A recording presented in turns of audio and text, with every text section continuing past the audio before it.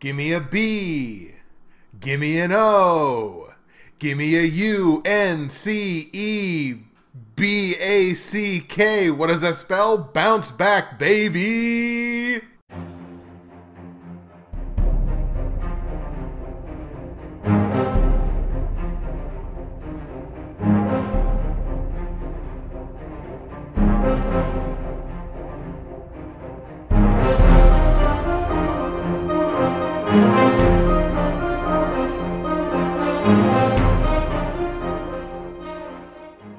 What's happening, everybody? Justin, Bridgewater's Finest on YouTube, Blockbuster_guy on Twitter, fueled as always by the incredible folks at NerdTees, and welcome to Week 8 of my weekly NFL football pick show for the 2020 NFL football season and postseason. And oh boy, a lot of people had good weeks last week, but I feel great about mine.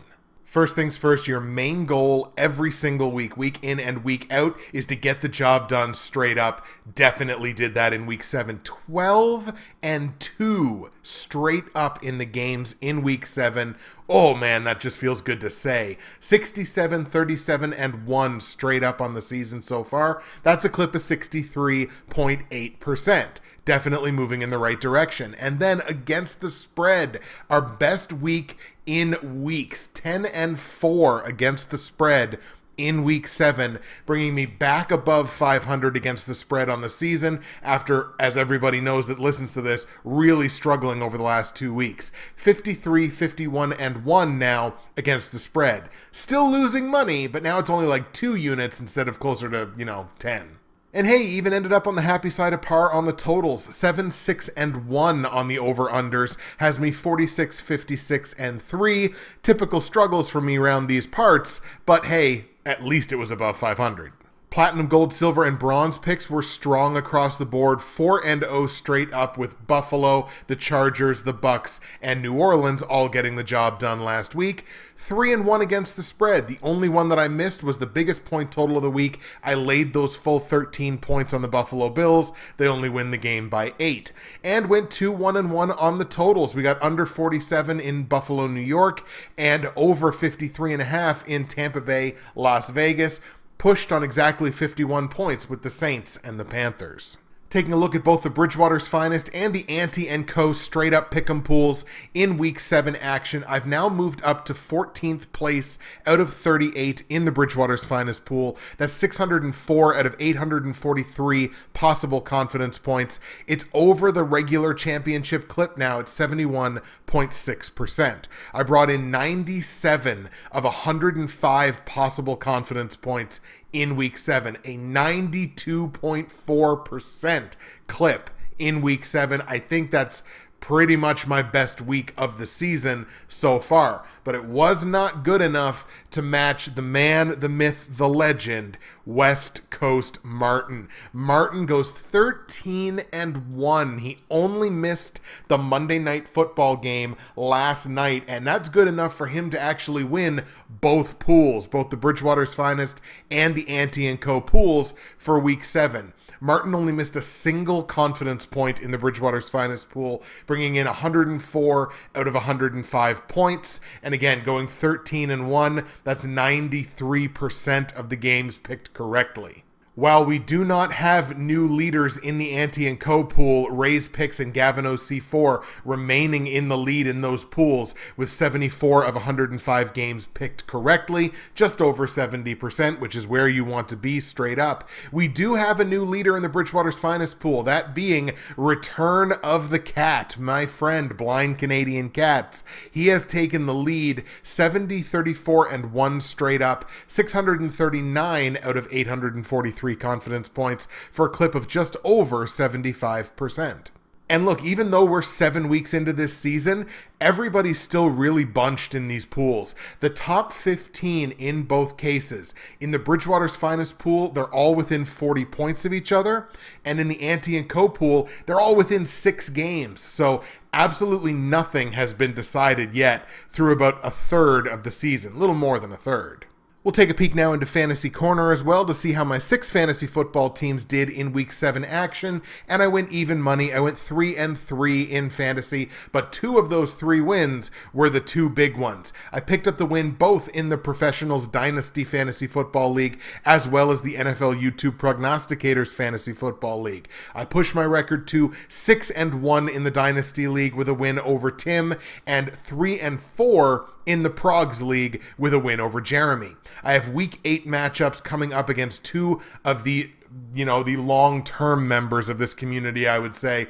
Both Chris Carter, Hatbox Kid in the Dynasty League, and Half Moon's Picks in the Progs League. I'm projected to win both of those matchups, especially in the Progs League. I desperately need to start going on a run here. I've won 2 of the last 3 weeks. Here I come. And I'll take this opportunity to remind you, as I always do, that if you go to the description of the video file on YouTube or the audio file on SoundCloud, iTunes, or wherever you get your favorite podcasts like this one, you can find all of my results from Week 7, all of my straight up against the spread and over-under plays for Week 8 in the NFL. You can find information on joining the Bridgewater's Finest and Ante & Co. Pick'em pools for 2020. Remember, if you win a week, you get yourself shouted out on this show.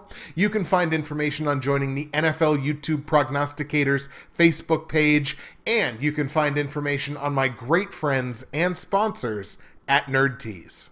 A smooth, medium-warm cup of Kiwilicious tea is the only way to celebrate our Week 8 episode. Nerdteas.ca. Hit that promo code BWFinest. You are going to save 15% at checkout. You're going to get free shipping in Canada on any order over $100. Or if you're one of my listeners in the US, you get a great conversion rate on the US dollar. Like I mentioned, today's blend is Kiwilicious. I've been drinking this tea for quite some time. It is a really, really, really tasty tea. You can find a ton of tasty teas on nerdteas.ca. Hit that promo code BWFinest. Save your money. Find yourself something to love, or find someone you love something to love. You can do it on nerdteas.ca.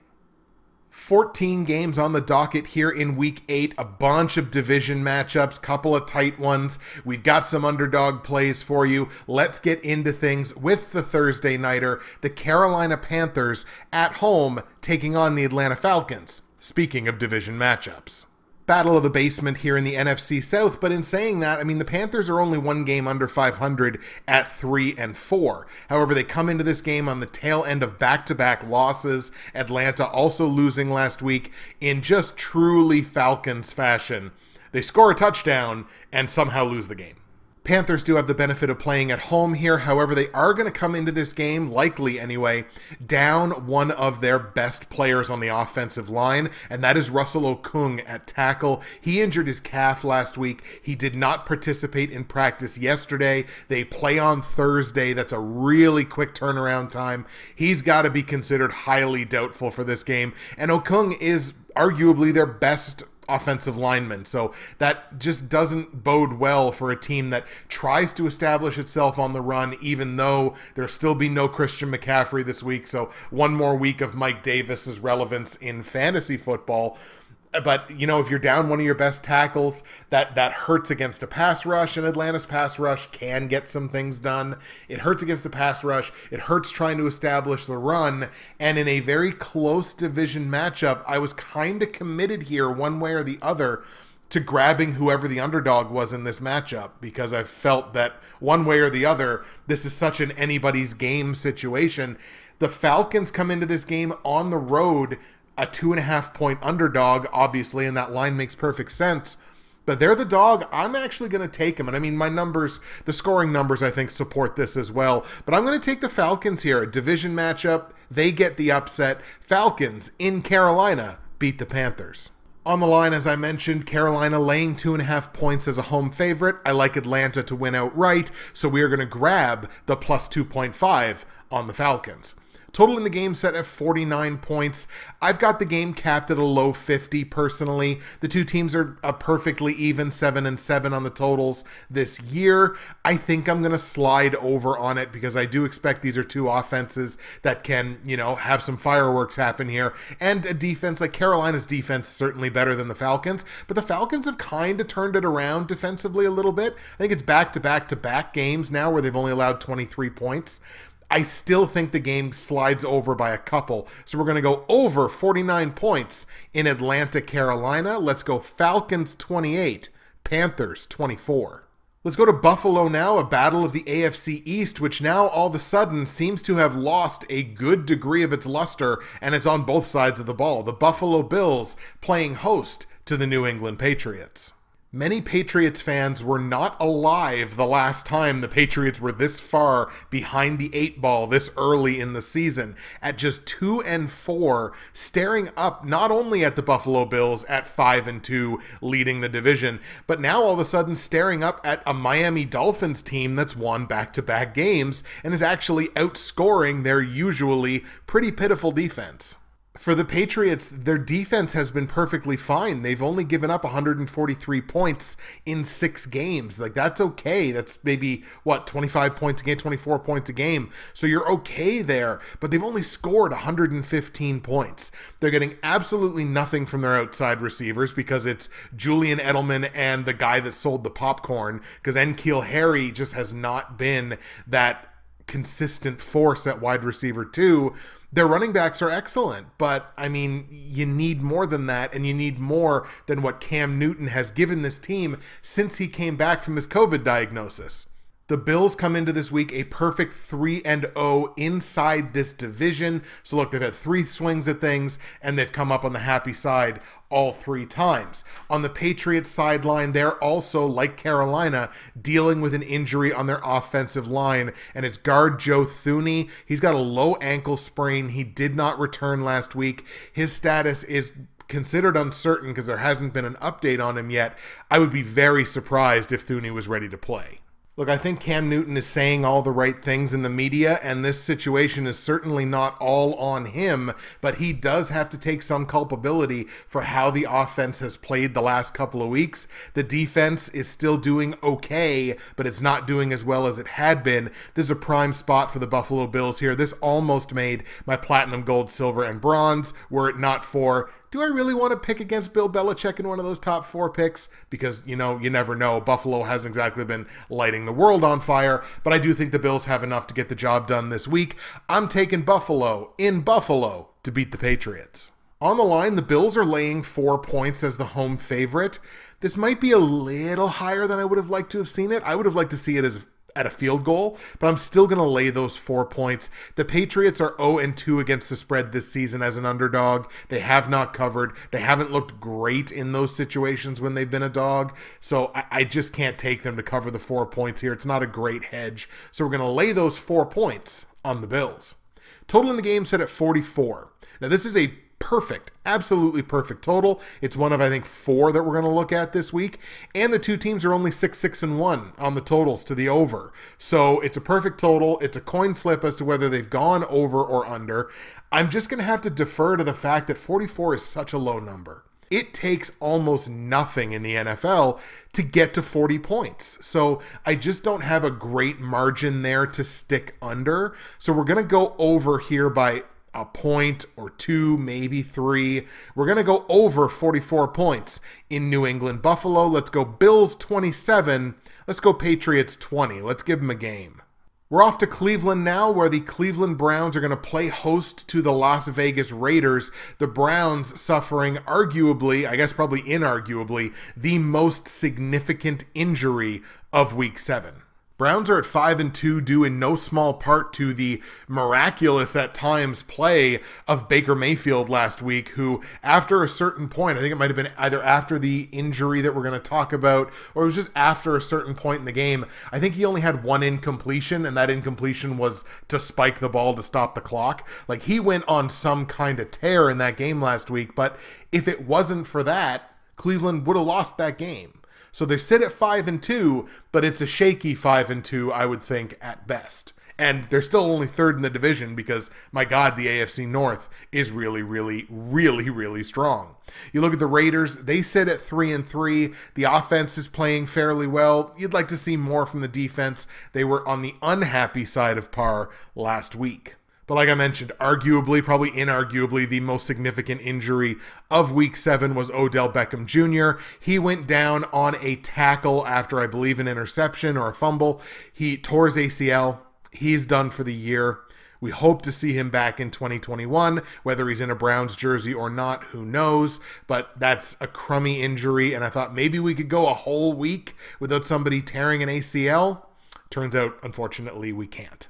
So that is obviously, I think, significantly going to limit Cleveland's offensive upside. You're talking about Jarvis Landry now operating basically as the sole wide receiver one. I wouldn't be shocked if you start seeing, especially when Nick Chubb comes back, which I don't think happens this week, you'll see a lot of Kareem Hunt peel out outside and basically operate as this team's wide receiver too. He's probably the next best talented receiver on this team. I think they'll get their tight ends a little more involved. This may make them rethink the whole concept of trading David Njoku, because now you need as many mouths as possible on the offense because you just lost one of your franchise wide receivers. I'm going to take the Raiders in this one. Even though the game's in Cleveland, I need to see how the loss of Odell Beckham is really going to impact this team. They're in a decent spot being at home, and the Raiders aren't a fantastic road team, I don't think. But I'm still going to take them in a spot here with them being healthier. Cleveland's defense, not exactly the greatest thing since sliced bread. So I think the Raiders will be able to put up their points, win a bit of a shootout. Let's take the Vegas Raiders in Cleveland to beat the Browns. On the line, Raiders are 2.5-point dogs on the road in Cleveland. This number makes perfect sense. I like the Raiders to win outright, so give me those 2.5 points. Total in the game set at 54. I've got this a little bit higher than this, so it was kind of 50-50 because I'm like, 54 is kind of a little bit of a higher number. These two teams have hit the over 10 times in 13 games so far this season. They are 10-2-1. Good enough for me. Over 54 points in Vegas, Cleveland. Let's go Raiders 30, Browns 27. Let's go to Detroit now. Lions playing host to the Indianapolis Colts. Detroit playing a little bit better as of late. I mean, the offense has been playing really, really strong. And the defense, after a couple of shaky games there early in the season, they've only given up 38 points in the last 2 games in total. They're only giving up 24 over the last month. So that defense kind of playing a little bit better than you might expect the Detroit Lions to play. I don't mean that as any kind of insult, by the way, just defense has not historically been the Lions' strong suit. They sit at 3-3. They've won back-to-back games here, have the Lions. The offense kind of picking things up. The defense, look, statistically speaking, they're not the worst defense in that division. And I think if you would have told them through 7 weeks, you're not the worst defense in the NFC North, I think they'd have taken that. Speaking of defense, the Colts kind of keep chugging along here. I'd like to see their offense do a little bit more, but they did get on the happy side last week, back in the win column. They're 4-1 in their last 5. This is a stronger team, I think, than the statistics would indicate. Colts come into the game refreshed off of their bye week. They're not the best road team. They're only 1-2, but Detroit, funny enough, has not won a game at home yet this season. Lions have been road warriors at 3-1 away from their own building, but they're only 0-2 at home. And look, it's just not, I don't think it's a great spot for the Lions here. I really don't. I think they're playing a team that is going to be able to handle what they do on the offensive side. And then it comes down to an offense that is all right to a defense that is all right. Just top to bottom, I think the Colts are the better football team. I'm going to take Indianapolis on the road in Detroit. Colts beat the Lions. On the line, Detroit's a 2.5-point dog at home. Makes sense to me, but where I really look, and I am taking the Colts minus 2.5 here against the spread. I like them to win. It's a small price to pay. The Colts' margin of victory this season as a betting favorite is 10.2 points. So when you're going to give me a double-digit margin of victory as a favorite and you're only laying 2.5 points, I think we got to grab that one. So let's go Indianapolis minus 2.5. Total in the game set at 50 points. I've only got this thing capped around a mid 40.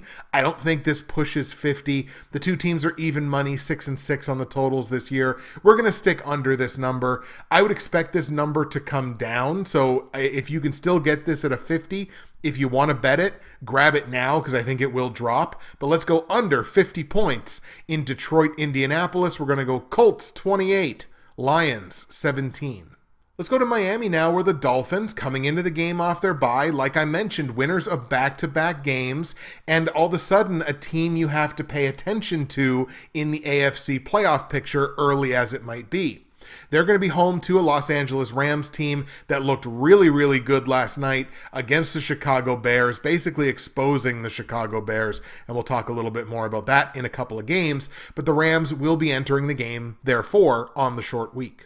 Rams, I think, almost had to treat last night's game as a must-win, and with how incredibly strong the NFC West division is right now, it almost feels like every game for these teams becomes that much more amplified, that much closer to a must-win game, especially if it's a division game, which we'll talk about a little bit later.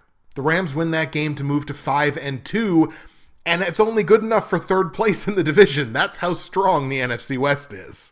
Like I mentioned, the Dolphins come into this bad boy riding high. They're averaging 30 points a game over their last 4, and the defense is only giving up 15. They had one little stinker defensively there 3 weeks ago. I think it was 3 weeks ago. But their last game, they pitched a shutout. Granted, it was against the Jets, but still. Look, going into the game last night, everyone was talking about, oh, the Rams aren't as good as we think they are. They got all 4 of their wins against the NFC East. I don't necessarily look at the Chicago Bears as a ton better than the NFC East teams. That's just the way I look at them in particular.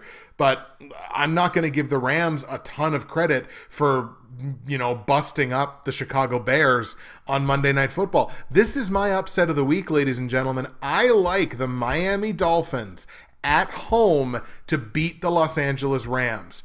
Well-rested team versus a team coming in on the short week during COVID. That's an issue. I like Miami to win this thing. Dolphins beat the Rams. On the line, Miami's obviously an underdog. They're a 3.5-point dog at home. I like them to win the game outright. Give me those 3.5 points on Miami. Total in the game set at 49 points, and this is kind of similar to me as Indianapolis and Detroit. I've got this around a mid-40, so I was leaning to the under, and these two teams are only a combined 4-9 to the over this year. So let's grab the under in that one, under 49 points in Los Angeles, Miami. Let's take Dolphins 24, Rams 22.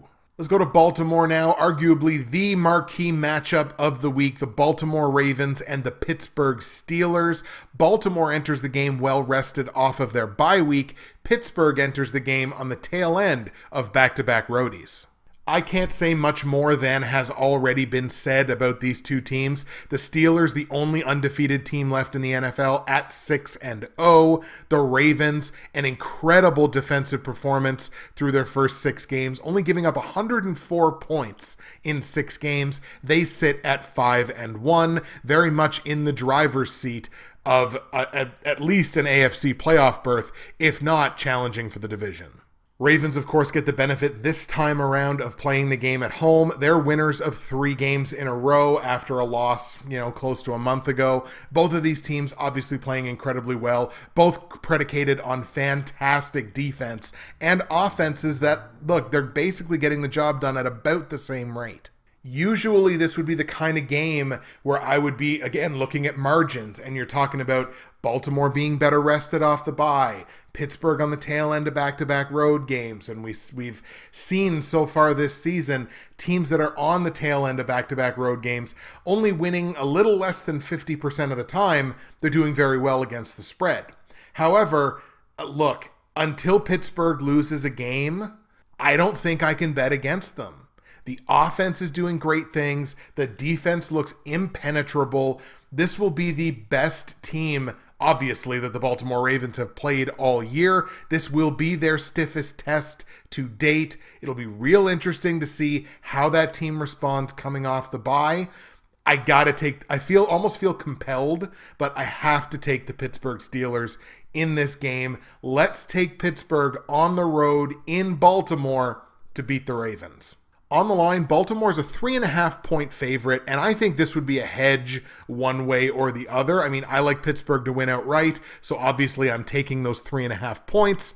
But I think even if you like Baltimore to win, this wouldn't be the worst idea to hedge your bets, because in this kind of a game, virtually anything can happen. On the line, the point total sits at 46.5 points. I've got this at like a low to mid 40. It might push this number, but combined, the two teams are a little bit under 500 to the over this year. So let's margin under on that game. We're going to go under 46.5 points in Pittsburgh, Baltimore. Steelers 22, Ravens 21. Let's go to Denver now, where the Broncos are going to meet the LA Chargers. Both of these teams dealing with injuries on the offensive side of the football. Battle of the basement dwellers in the AFC West, but I mean the Chargers and the Broncos only sit one game behind Vegas. The Raiders at 3-3, both of these teams at 2-4. The defenses have been about similar between the Chargers and the Broncos. The offenses have been the biggest margin. The Chargers have scored about 150 points.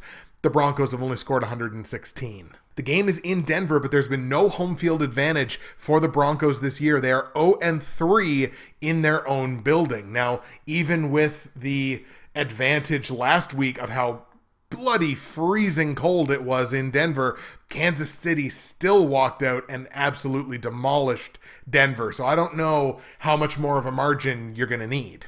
As I mentioned, pair of injuries on the offensive side here, one for each team. Philip Lindsay, running back for the Broncos, he suffered a concussion in that game against Kansas City. He's currently in protocol. His status is uncertain. They would, of course, be going with Melvin Gordon if Lindsay would not be able to play. And for the Chargers, tight end Virgil Green suffered a lateral ankle sprain, which I don't know if that's a specific term that I've ever heard before. He's likely headed to the injured reserve. That would mean he would miss 3 games. Virgil Green has kind of been picking it up a little bit in the receiving game lately, so that is a loss for the Chargers. All the same here, I see one offense that's really good and one offense that really not so much. So even though the game is in Denver, I'm going to lean on the team with the better offense. Let's take the Chargers on the road in Denver to beat the Broncos. On the line, the Broncos are giving 3 points as a home underdog to the Chargers, and I had to look at this line really, really closely. Like, 3 points is usually that I like them to win, it's a small price to pay territory, but I needed a little extra than that because, again, it is a division game. I don't trust the Chargers. Anything can happen. The Broncos' margin of victory as a home underdog this year, which is what they are, their margin of victory is negative 15.7. So, yeah, you can chalk up the fact that they got blown out last week, but that's a terrible margin of victory, and that's as an underdog, specifically at home. So look, they're an underdog at home, they're getting blown out this year, and we only have to lay 3 points. So let's lay -3 on the Chargers. Total in the game set at 45 points. This is a perfect total for me, the second perfect total we're going to look at. The two teams are an even money 6-6 on the totals this year. I think it's going to skew under because I don't know what I'm going to get from the Broncos offensively. If I had a better idea of what I'm going to get, then maybe, because this is only a 45, maybe it might skew over. But as of right now, got to stay under on this number. Under 45 points in Chargers-Broncos. Let's go LA 27, Denver 17. Let's go to Chicago now, where the aforementioned Bears, coming off of getting blown out on Monday Night Football, now get to play host to the New Orleans Saints, who will likely be welcoming Michael Thomas back to their team. Hooray for Chicago. The Saints right now are basically what I thought they would be at the beginning of the season. I kind of expected a little more out of their defense. Like, I expected their defense to be playing closer to a level that Tampa Bay's is right now. But look, they're still 4-2. They're winners of 3 straight games. They're going to get their best offensive player back in the fold in all likelihood. And the Chicago Bears are, I'm sorry to say this, the Bears are one of the most fraudulent 5-2 teams that I think I've ever seen. The Bears have almost exclusively ridden their defense to their record. And I'm not going to try to take any of their wins away from them. Look, they've got 5 wins on the year. They're 5-1 against the NFC. These are all things that I have to take into account. But I look at that team last night, and the team is atrocious. That's a bad football team. But I look at their record and it's 5-2. They've won ugly games, which is great. You have to do that. But winning ugly games is very rarely sustainable. And the Chicago Bears team is not good enough to sustain that. And they're not good enough through the air. They're not good enough on the ground. I've been talking about David Montgomery all season long. There are people who see in David Montgomery stuff that simply is not there. Now, it's not an ideally rosy situation for the New Orleans Saints either. First of all, of course, they're playing in Chicago. And second, they're going to be down one of their better offensive linemen. Tackle Terron Armstead, injuring his arm in the game last week. He did not return. His status moving forward is uncertain. Even given the O-line injury, I think this is a game that the Saints are going to win. I can't wait to see what the offense looks like with Michael Thomas back in the fold. Hopefully that happens this week. I like the Saints here in Chicago to beat the Bears. On the line, the Bears are 3-point dogs at home, and I did have to think about this one for a second because I'm like, look, Soldier Field, they're going to play better in their own building, but man, this is kind of in that, you know, I like them to win. It's a small price to pay territory for the Saints, but that Chicago team that I just watched on Monday Night Football, man, I can't overstate how atrocious that team looked last week. And I don't think it was because the Rams are world beaters. I think it's because that's just how bad the Chicago Bears are. The Chicago Bears got exposed last night. And I think that's only going to continue moving forward. Let's lay those 3 points on New Orleans. Total in the game set at 47 points. I've only got this thing at a mid-30. So this is actually going against the trend of the two teams because they are 8-5 on the totals this year. But I'm going to stick under on this one because I don't know what I'm going to get from the Bears offense. So let's stay under 47 points in New Orleans, Chicago. We're going to go Saints 21, Bears 14. Let's go to Seattle now for the other real marquee matchup of the week. The Seattle Seahawks at home playing host to the San Francisco 49ers. Niners come in on the tail end of back-to-back road games. Both teams limp into this very critical football game. The Niners have had a fairly respectable turnaround from earlier in the season where I think they started 2-0, they lost 3 games in a row, and now they've won back-to-back games, puts them back up to 4-3, but that's the basement of this division, and that's how good the NFC West has been this year. The offense playing well, the defense has turned it around a little bit, they're playing well. In terms of the Seattle Seahawks, it's 100% the offense. That offense has been spectacular through 6 games. The defense, leaving a lot to be desired. Statistically speaking, the worst defense in that division. The Seahawks are unbeaten at home this year at 3-0. The Niners are unbeaten on the road at 3-0. Something's got to give. And what may give may come from the injury situation. We got 2 actually for the 49ers and a pretty significant one for the Seahawks as well. For the Niners, it's running back Jeff Wilson Jr. suffering a high ankle sprain last week. He's headed to IR, so he's going to miss 3 games. He was having a dynamite game before he kind of got his ankle rolled up on last week. Tough to see for Jeff Wilson. Also, wide receiver Deebo Samuel. After he started the season on IR, he came back. He played well, but now he has a strained hamstring, and it seems likely that he is going to miss the next 2 weeks. And for the Seahawks, sticking at the running back position, it's Chris Carson. He suffered a mid-foot sprain in their game last week. He's considered week to week. Seems highly unlikely for this showdown matchup with the Niners. That means we could have a running back matchup here of JaMycal Hasty versus, oh my God, who's the...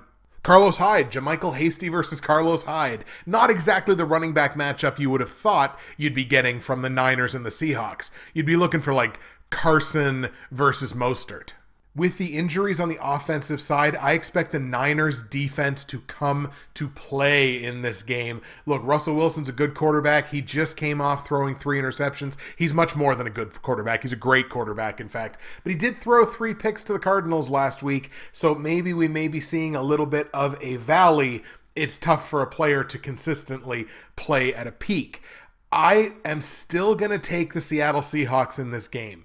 Very, very close game, but I'm curious now about what I'm going to see from the Niners offensively. Yes, George Kittle is still there, but the run game is obviously going to be impacted. The passing game is going to be impacted by not having Deebo Samuel. I would expect a big week coming from Brandon Ayuk, but I'm going to take the Seahawks given that the game is at home. Let's take Seattle to beat the 49ers.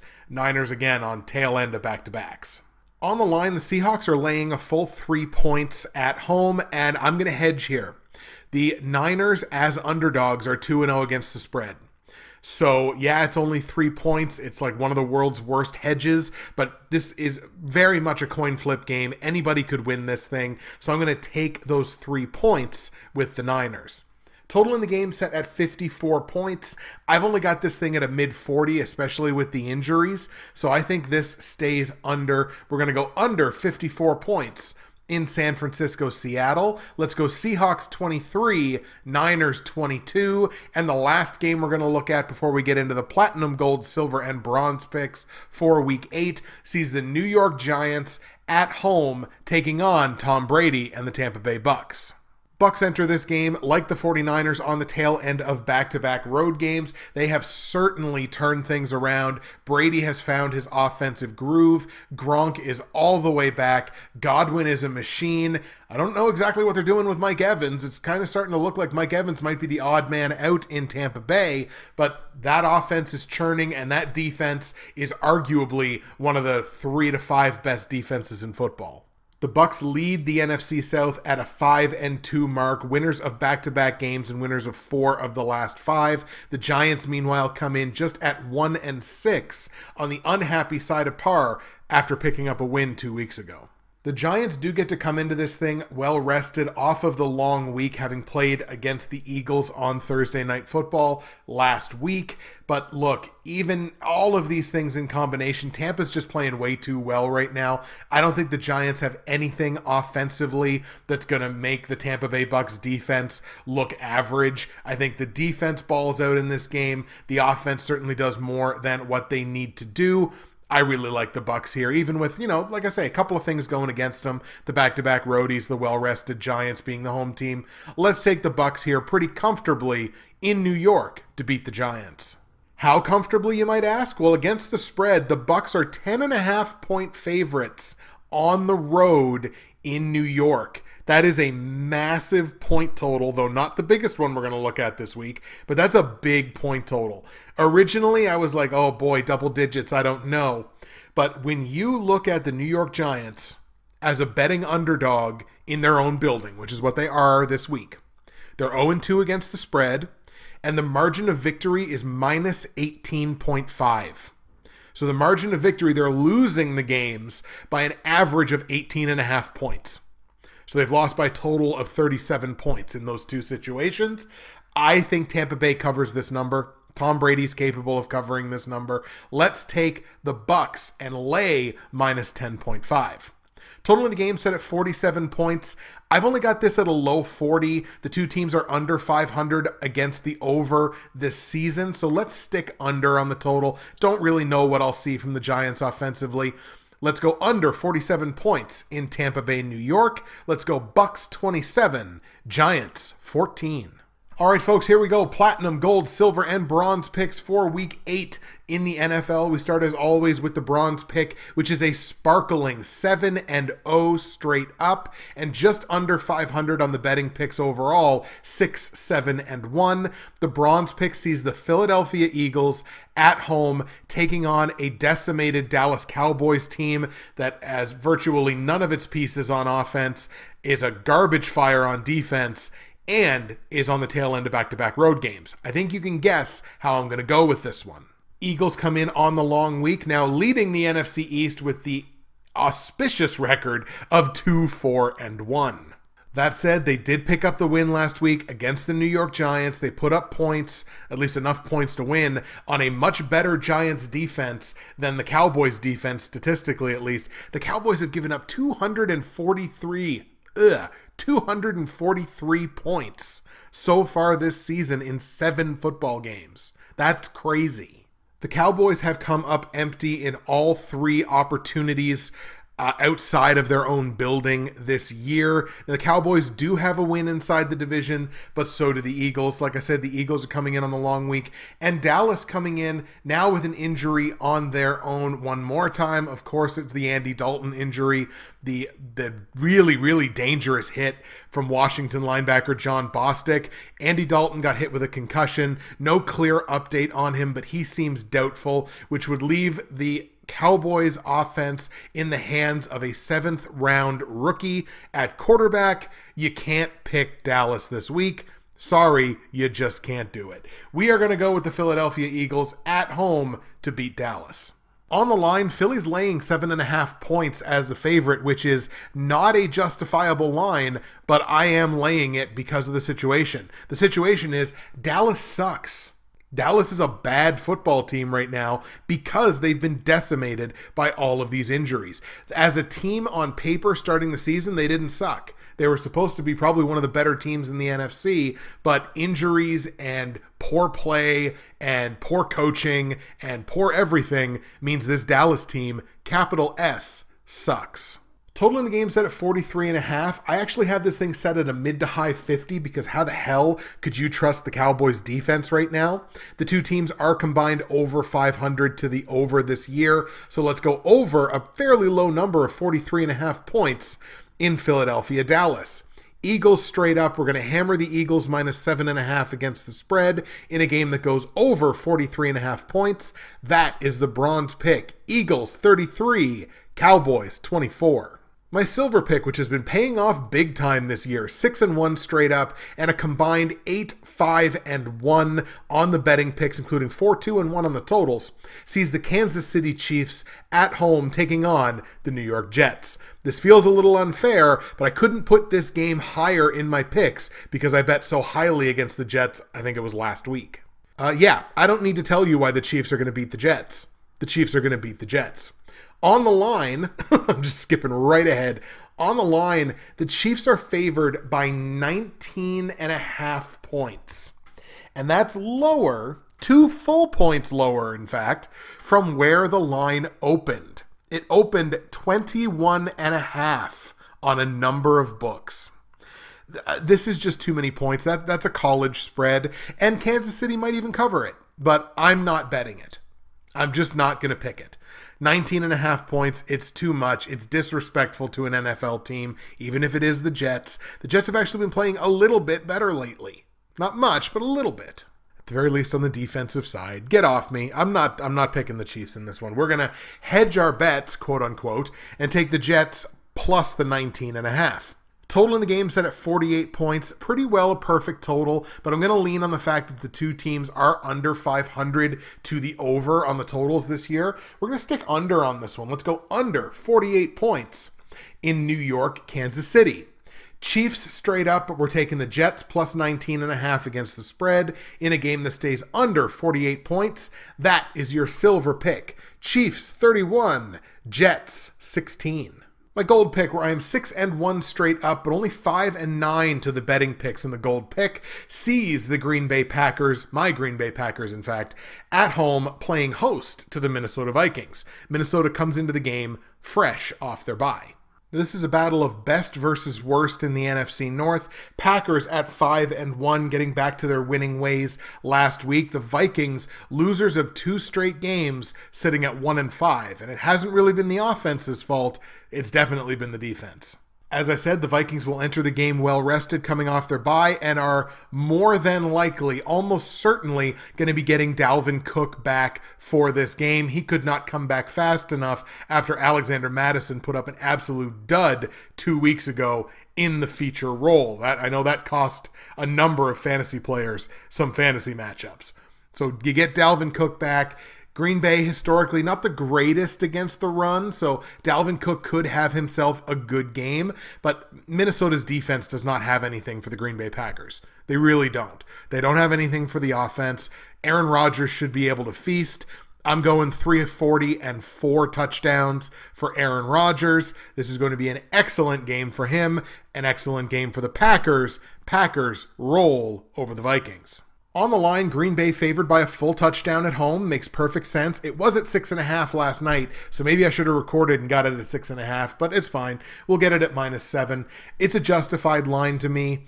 And Green Bay as a home favorite this year, 2-0 against the spread, margin of victory 17.5 points. So I like Green Bay to cover this number. Let's take Green Bay and lay the 7 points. Total in the game set at 54.5 points. I've got this thing at a mid-60. I think this is arguably the highest scoring game that we're going to see this week. It is, in fact, the highest scoring game I think that we'll see this week. Let's go over 54.5 points. The two teams are over 500 to the over this year. Over 54.5 in Minnesota, Green Bay. So we're taking the Packers straight up. We're going to hammer the Packers -7 against the spread in a game that goes over 54.5 points. That is the gold pick. Packers 37, Vikings 28. And the platinum pick where I'm 4-3 straight up, only 5-9 to the betting picks so far this year. This needs to get back on track, and it's the only game we haven't talked about. The Tennessee Titans on the road in Cincinnati to play Joey Burrow and the Bengals. Despite the Titans' loss and the Colts' victory last time they were out, the Titans still hold on to the lead in the AFC South. That defense is a bit of a question mark, but the offense certainly is not. 188 points in 6 games has them over 30 points a game, which is fantastic. Cincinnati, despite the fact that they're only 1-5-1 and losers of 3 straight games, I think that offense is doing some good things. They put up 163 points in 7 games. Cincinnati is doing some good things offensively. A lot of it's come on the shoulders of Joey Burrow, and any success that they have this year, I think, is going to come specifically from his throwing arm. I know some people are going to look at this as an upset spot, but especially with the injuries that Cincinnati has right now on their offensive line, I think Tennessee is going to be in their backfield all game long. Tackle Jonah Williams, he injured his neck last week for the Bengals. He's likely to return after their bye week in week 9. And one of their other tackles, Bobby Hart, he injured his knee. It's already been said that he will not play this week either. So look, when you're down 2 of your better tackles, 2 of your better offensive linemen, you're so far behind the 8 ball. You're not going to be able to run the ball. They're going to be in your face all day. Burrow's going to make some mistakes. Tennessee's going to capitalize on them. Titans in this game all day. Let's take Tennessee on the road in Cincinnati to beat the Bengals.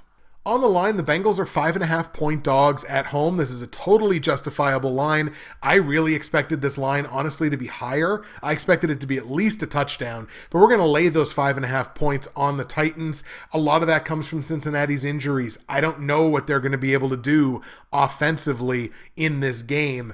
And I expect like some third downs to wind up in sacks, drive stalling. That's just the kind of game I think it's going to be for the Bengals. So we're going to lay those 5.5 points on Tennessee.